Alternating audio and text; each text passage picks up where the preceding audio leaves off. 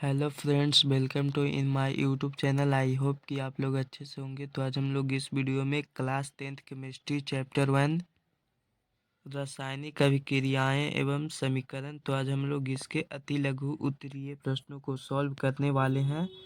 तो अगर आप लोग इससे पहले हमारे इस चैनल पे नए आए हैं तो प्लीज़ चैनल को सब्सक्राइब कर दीजिएगा और वीडियो को लाइक कर दीजिएगा। तो चलते हैं अब हम लोग इसके प्रश्नों की ओर। तो यहाँ पे पहला नंबर क्वेश्चन है कि रासायनिक समीकरण लिखने में अभिकारकों और प्रतिफलों को किन रूपों में व्यक्त किया जाता है। तो आइए यहाँ पे इसका आंसर हम लोग देखते हैं। तो इसका आंसर हम लोग लिखेंगे कि रासायनिक समीकरण को लिखने में अभिकारकों और प्रतिफलों को संकेतों और सूत्रों के द्वारा व्यक्त किया जाता है। तो आप लोग लिख लेंगे। अब चलते हैं हम लोग दूसरे नंबर क्वेश्चन की ओर। दूसरा नंबर क्वेश्चन है कि रासायनिक समीकरण में अभिकारकों और प्रतिफलों के बीच तीर चिन्ह का प्रयोग क्यों किया जाता है। तो आइए यहाँ पे इसका भी आंसर हम लोग देखते हैं।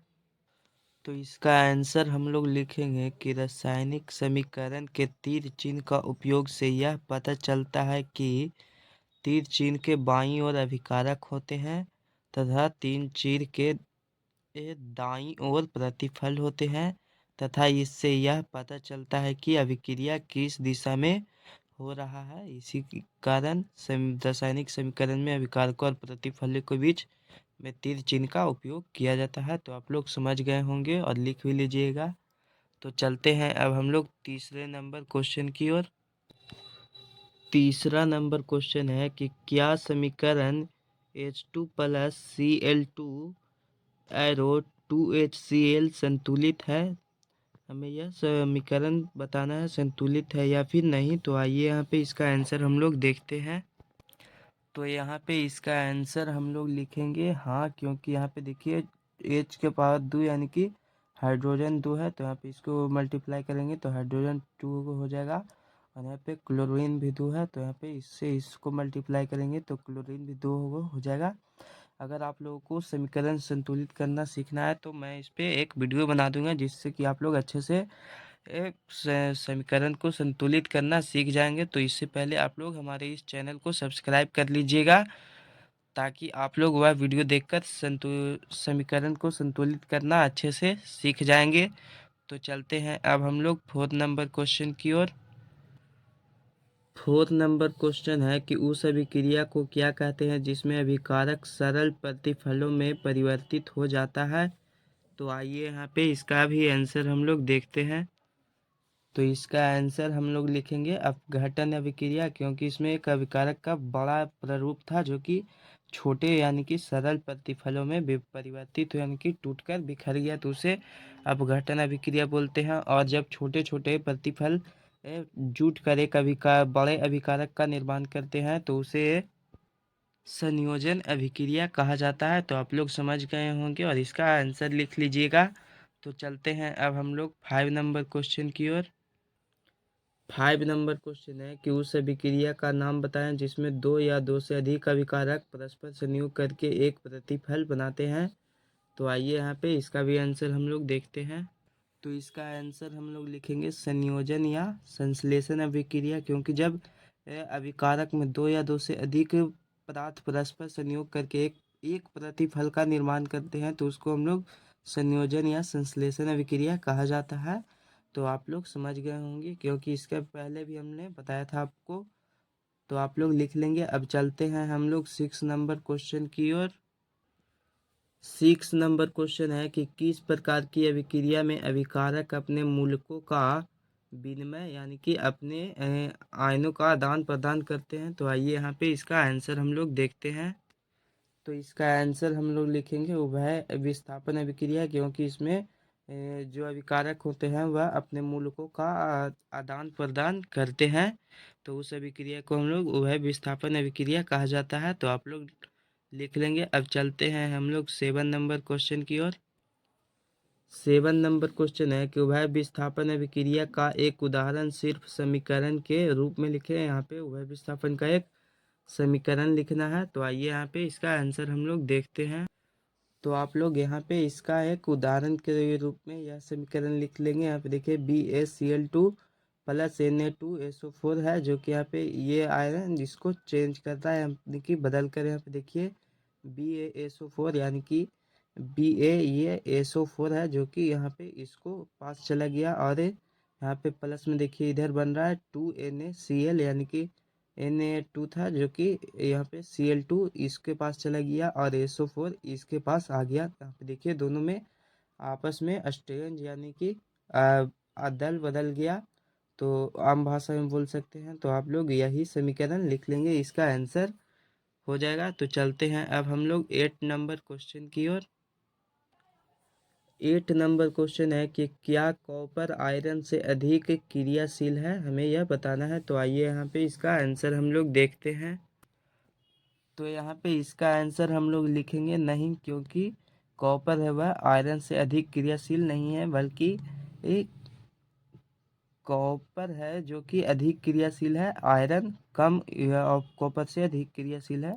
तो यहाँ पे इसका आंसर हो जाएगा नहीं, आप लोग लिख लेंगे। अब चलते हैं हम लोग 9 नंबर क्वेश्चन की ओर।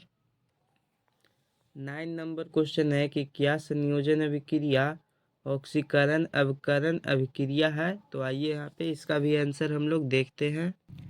तो इसका आंसर हम लोग लिखेंगे हाँ, क्योंकि संयोजन अभिक्रिया में दो या दो से अधिक विकारक है जो कि जुटकर एक प्रतिफल का निर्माण करते हैं, और ऑक्सीकरण एवं अभिकरण अभिक्रिया में भी इसमें भी ऑक्सीजन का संयोग होता है, यानी कि ऑक्सीजन हैं जो कि आपस में जुड़कर जुटते हैं। तो इसीलिए यह संयोजन अभिक्रिया को हम लोग ऑक्सीकरण अवकरण अभिक्रिया भी बोल सकते हैं। तो यहाँ पे इसका आंसर हाँ हो जाएगा, आप लोग लिख लीजिएगा। अब चलते हैं हम लोग 10 नंबर क्वेश्चन की ओर। 10 नंबर क्वेश्चन है कि क्या उभय विस्थापन अभिक्रिया ऑक्सीकरण अवकरण अभिक्रिया है। तो आइए यहाँ पे इसका आंसर हम लोग देखते हैं। तो इसका आंसर हम लोग लिखेंगे नहीं, क्योंकि उभय विस्थापन अभिक्रिया में अभिकारक होते हैं जो अपने मूलकों का आदान प्रदान करते हैं, जबकि ऑक्सीकरण एवं अवकरण अभिक्रिया में अभिकारक अपने आयनों का आदान प्रदान नहीं करते हैं। इसीलिए उभय विस्थापन अभिक्रिया को हम लोग ऑक्सीकरण अवकरण अभिक्रिया नहीं बोल सकते हैं। तो आप लोग समझ गए होंगे, तो आप लोग इसका आंसर नहीं लिख दीजिएगा। तो चलते हैं अब हम लोग 11 नंबर क्वेश्चन की ओर। 11 नंबर क्वेश्चन है कि हमारे शरीर में भोजन का पचना किस प्रकार की अभिक्रिया है। तो आइए यहाँ पे इसका भी आंसर हम लोग देखते हैं।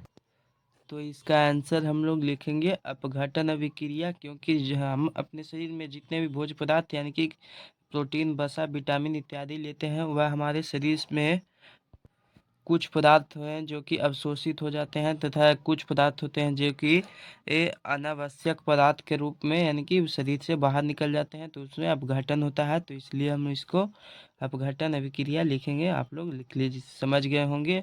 तो चलते हैं अब हम लोग 12 नंबर क्वेश्चन की ओर। 12 नंबर क्वेश्चन है कि प्रकाश रासायनिक अभिक्रिया के दो उदाहरण दे। तो आइए यहाँ पे इसका भी आंसर हम लोग देखते हैं। तो यहाँ पे इसका आंसर हम लोग लिखेंगे, पहला उदाहरण C6O2 प्लस 6H2O। तो यहाँ पे देखिए C6H12O6, यहाँ पे ग्लूकोज का निर्माण हो रहा है, प्लस 6O2। और दूसरा समीकरण लिखेंगे 2AgCl, इसको एरो। तो यहाँ पे देखिए यह विखंडन होकर 2Ag प्लस Cl2 यहाँ पे निर्माण हो रहा है। यहाँ पे सोडियम क्लोरीन गैस का निर्माण हो रहा है। तो आप लोग यही दो समीकरण लिख लेंगे। अब चलते हैं हम लोग 13 नंबर क्वेश्चन की ओर। 13 नंबर क्वेश्चन है कि दुग्ध युक्त खाद्य पदार्थ क्या है, यानी कि रेंसीड फूड क्या है। तो आइए यहाँ पे इसका आंसर हम लोग देखते हैं। तो इसका आंसर हम लोग लिखेंगे कि वैसा पदार्थ जिनमें वसा तथा तेल उपस्थित रहता है, तब पश्चात ऑक्सीजन के साथ अभिक्रिया कर ऑक्सीकृत हो जाता है, ऐसे पदार्थ को दुर्गंध युक्त खाद्य पदार्थ कहते हैं। यानी कि जब भोज्य पदार्थ में तेल तथा वसा मिला हुआ होता है, तो वह ऑक्सीजन के साथ अभिक्रिया करके खराब हो जाता है, यानी कि हम लोग आम भाषा में बोलते हैं कि जैसे भात हो जाता है तो वह ज़्यादा समय तक रहने पर उसको हम लोग बोलते हैं कि यानी कि असूआ गया, यानी कि खराब हो गया है। तो आप लोग समझ सकते हैं कि उसको हम लोग एक किस तरह से बोलते हैं कि यह खराब हो गया है, यानी कि दुर्गंधित हो गया है। तो उसी को यहाँ पे लिख लेंगे आप लोग, जो कि यहाँ पे लिखा हुआ है। तो आप लोग समझ गए होंगे। अब चलते हैं हम लोग 14 नंबर क्वेश्चन की ओर। 14 नंबर क्वेश्चन है कि ताज़ा खाद्य पदार्थ को सड़ने से बचाने के लिए कोई एक उपाय लिखें, यानी कि ताज़े जो खाद्य पदार्थ होता है उसको सड़ने से बचाने का एक उपाय लिखना है। तो आइए यहाँ पे इसका आंसर हम लोग देखते हैं। तो इसका आंसर हम लोग लिखेंगे कि वसा युक्त भोजन में एंटीऑक्सीडेंट मिला देने से भोजन का ऑक्सीकरण रुक जाएगा, जिससे भोजन खराब होने से बच जाएगा। तो आप लोग लिख लेंगे, यानी कि जब वसा युक्त भोज्य पदार्थ में और एंटीऑक्सीडेंट मिला देते हैं, जो कि एक प्रकार का दवा होता है। जैसे कि आप लोग मार्केट में जाकर 5 रुपए वाले कोई भी ऐसे पदार्थ खाते होंगे जिसमें वसा यानी कि तेल युक्त होता होगा, जैसे लेज, टेढ़े मेढ़े, बिंगो इत्यादि आप लोग खाते होंगे। तो उसमें एंटीऑक्सीडेंट मिला होता है, जिसके कारण कि वह ऑक्सीजन से संपर्क नहीं कर पाता है और वह ज़्यादा दिन तक चलता है और वह खराब नहीं हो पाता है। तो आप लोग समझ गए होंगे। तो आप लोग यह आंसर लिख लेंगे। अब चलते हैं हम लोग 15 नंबर क्वेश्चन की ओर। 15 नंबर क्वेश्चन है कि निम्नलिखित रासायनिक समीकरण को संतुलित करें। यहाँ पे यह समीकरण दिया हुआ है, इसको यहाँ पे संतुलित करना है। तो आइए यहाँ पे इसका आंसर हम लोग देखते हैं। तो इसको संतुलित करने के लिए सबसे पहले हम लोग इसके यहाँ पे इसके आगे यहाँ पे 2FeSO4 लगा देंगे। तो यहाँ पे देखिए, इसको काउंट करके हम लोग देखते हैं पहले यह संतुलित होता है कि नहीं, क्योंकि संतुलित हो जाता है तो सभी ओर यानी कि अभिकारक और प्रतिफल दोनों ओर बराबर हो जाते हैं। तो यहाँ पे देखिए 2Fe है यहाँ पे। तो देखिए 2Fe2 है यहाँ पे, 2Fe भी इसको हम लोग बोल सकते हैं। और SO4 गिनेंगे तो यहाँ पे 2 × 4 यानी कि SO4 की मात्रा 8 है, यानी कि 8 गो है। तो यहाँ पे O देखिए 3 गो मिल गया, और यहाँ पे SO2 2 गो मिल गया, यानी कि और SO3। तो यहाँ पे ऑक्सीजन गिनेंगे हम लोग, तो यहाँ पे ऑक्सीजन 8 हो चाहिए यहाँ पे। तो देखिए 3 2 5 और 3 8, यहाँ पे ऑक्सीजन संतुलित हो गया और Fe यानी कि लोहा भी संतुलित हो गया है। अब यहाँ पे सल्फर चाहिए, तो सल्फर यहाँ पे इससे हम लोग इंटू करेंगे तो यहाँ पे 2 हो जाएगा। सल्फर की मात्रा इधर 2 है, तो यहाँ पे देखिए एक सल्फर हमको यहाँ पे मिला और एक सल्फर यहाँ पे हमको मिल गया। तो यानी कि यह समीकरण को हम लोग बोल सकते हैं कि यह समीकरण संतुलित है। तो आप लोग यही इसका आंसर लिख लेंगे। अब चलते हैं हम लोग 16 नंबर क्वेश्चन की ओर। 16 नंबर क्वेश्चन है कि एक ऐसी अभिक्रिया का उदाहरण दे जिसमें दो यौगिक परस्पर संयोग करके एक एकल यौगिक बनाते हैं। तो आइए यहाँ पे इसका आंसर हम लोग देखते हैं। तो यहाँ पे इसका आंसर हम लोग लिखेंगे संयोजन अभिक्रिया, क्योंकि इसमें देखिए दो परस्पर यौगिक हैं कोई, जो कि संयोग करके एक यौगिक एकल यौगिक बना रहे हैं। यहाँ पे देख सकते हैं आप लोग कि CuO plus H2O arrow CaOH group 2 यहाँ पे एक यौगिक का निर्माण कर रहा है। तो आप लोग इसका आंसर लिख लेंगे संयोजन अभिक्रिया, और इसके साथ में यह समीकरण भी आप लोग लिख लेंगे। इससे आप लोगों को स्पष्ट रूप से पता चल पाएगा।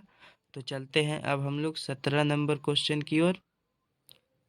17 नंबर क्वेश्चन है कि समीकरण NaOH plus HCl arrow NaCl plus H2O द्वारा निरूपित अभिक्रिया एक उदासीनीकरण अभिक्रिया है। इस अभिक्रिया का दूसरा नाम क्या हो सकता है? तो आइए यहाँ पे इसका आंसर हम लोग देखते हैं। तो इसका आंसर हम लोग उभय विस्थापन अभिक्रिया लिखेंगे, क्योंकि यहाँ पे देखिए NaOH प्लस HCl है और इधर एरो NaCl प्लस H2O, जो कि ये दोनों को देखने से यह पता चलता है कि ये दोनों हैं जो कि अपने आयनों का आदान प्रदान कर रहे हैं। तो मैंने आप लोगों को पहले भी बताया था कि उभय विस्थापन अभिक्रिया में दोनों मूलक होते हैं, अभिकारक के मूलक होते हैं जो कि अपने आयनों का आदान प्रदान करते हैं। तो इस समीकरण में भी कुछ वैसा ही आदान प्रदान किया गया है, तो इसीलिए इसको हम लोग उभय विस्थापन अभिक्रिया का दूसरा नाम से भी जान सकते हैं। तो यहाँ पे इसका आंसर हम लोग लिख लेंगे उभय विस्थापन अभिक्रिया। आप लोग समझ गए होंगे। तो चलते हैं अब हम लोग 18 नंबर क्वेश्चन की ओर। 18 नंबर क्वेश्चन है कि अभिक्रिया H2O plus F2 arrow HF plus HOF में कौन पदार्थ ऑक्सीकरण है। तो आइए यहाँ पे इसका आंसर हम लोग देखते हैं। तो यहाँ पे इसका आंसर हम लोग लिखेंगे H2O जल, क्योंकि यहाँ पे ये ऑक्सीकरण अभिक्रिया हम लोग उसको बोलते हैं जिसमें ऑक्सीजन का संयोग होता है। तो यहाँ पे देखिए H2O, इसमें ऑक्सीजन का संयोग है, तो यहाँ पे H2O आप लोग इसका आंसर लिख लेंगे। तो अब चलते हैं हम लोग 19 नंबर क्वेश्चन की ओर। 19 नंबर क्वेश्चन है कि जस्ता के साथ तनु हाइड्रोक्लोरिक अम्ल की अभिक्रिया होने पर हाइड्रोजन गैस मुक्त होती है, किंतु कॉपर यानी कि तांबा के साथ यह अभिक्रिया नहीं होती है, क्यों। तो आइए यहाँ पे इसका आंसर हम लोग देखते हैं। तो यहाँ पे इसका आंसर लिखेंगे क्योंकि कॉपर जस्ता से कम अभिक्रियाशील होती है, इसीलिए कॉपर के साथ हुआ, यानी कि यह हाइड्रोक्लोरिक अम्ल है जो कि अभिक्रिया नहीं करती है। तो आप लोग लिख लेंगे। अब चलते हैं हम लोग 20 नंबर क्वेश्चन की ओर, जो कि लास्ट क्वेश्चन है। 20 नंबर क्वेश्चन है कि पेट्रोलियम गैस का प्रमुख अवयव कौन सा है। तो आइए यहाँ पे इसका आंसर हम लोग देखते हैं। तो इसका आंसर हम लोग लिखेंगे ब्यूटेन, आप लोग लिख लीजिएगा। तो जिन लोगों को भी यह वीडियो अच्छा लगा होगा वो लोग प्लीज़ हमारे इस यूट्यूब चैनल को सब्सक्राइब कर देंगे और वीडियो को लाइक कर देंगे। आप सबका अपना YouTube channel online study classes. धन्यवाद।